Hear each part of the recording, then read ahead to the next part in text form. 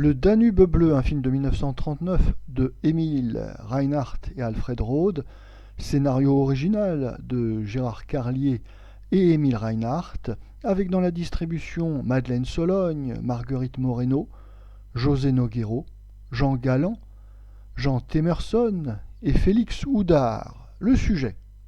La plus jolie tzigane de la tribu, Madeleine Sologne, a deux courtisans, l'un riche qu'elle n'aime pas, l'autre pauvre, José Nogueiro, qu'elle aime. On retrouve son courtisan riche assassiné et José Nogueiro, accusé du meurtre, est contraint à l'exil. Madeleine Sologne, aidée par une cartomancienne, Marguerite Moreno, découvre le coupable et retrouve José Nogueiro à Budapest.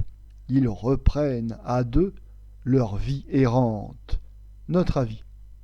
Ce film est en réalité une deuxième version, car Le Danube bleu, comme d'autres films, par exemple Menace, avait été détruit dans l'incendie du laboratoire LTC à Saint-Cloud, ce laboratoire qui fournissait aux salles d'exploitation les copies argentiques 35 mm. On imagine bien donc la catastrophe économique pour les producteurs du film qui ne se découragent pas et qui vont tourner une deuxième version. Dans la première, pour mémoire, il y avait dans la distribution Conchita Montenegro, Tommy Bourdelle, Pierre Etcheparé et Fernand Fabre. Alors, donc, nouvelle version, nouvelle distribution, nouveau film, et le film sort en 1940 à Paris.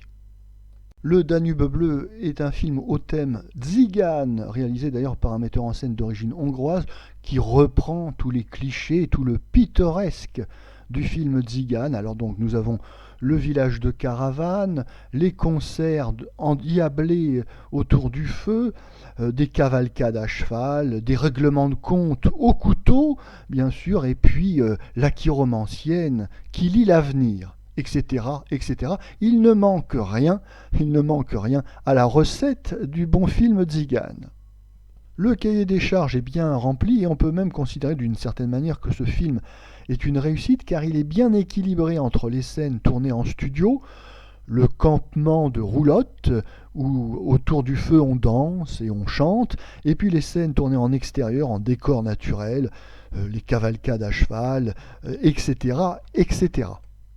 Bien sûr, le scénario est simplissime et sert de prétexte à de nombreuses chansons qui émaillent le film, dont une version tzigane du Beau Danube bleu de Johann Strauss. On peut préférer la version originale, mais enfin, c'est une autre histoire. Les acteurs de cette seconde version donnent satisfaction dans leur emploi de tzigane. Une mention spéciale, bien sûr, à Madeleine Sologne, très brune, ici, avant de devenir très blonde par la suite, Madeleine Sologne qui est très photogénique et qui commence en 1939 à accéder véritablement au vedettariat. Son partenaire ici, c'est José Nogueiro qui monte très bien à cheval, on le sait, mais on le préfère quand même dans les rôles comiques. Il était excellent dans Paris Méditerranée en 1931 ou dans Le Sexe faible en 1933. Même si le film est bien construit, bien joué, avec de nombreuses chansons, il peut lasser très vite tout de même le spectateur car il n'y a pas à proprement parler d'intrigue. L'histoire est lente, lourde et longue. Le film est long alors même qu'il ne fait que 1h11. Oui, tout ça est un petit peu longuet. Et en matière de film tzigane, Caravane de 1934, réalisé par Éric Charel, reste une référence indépassable.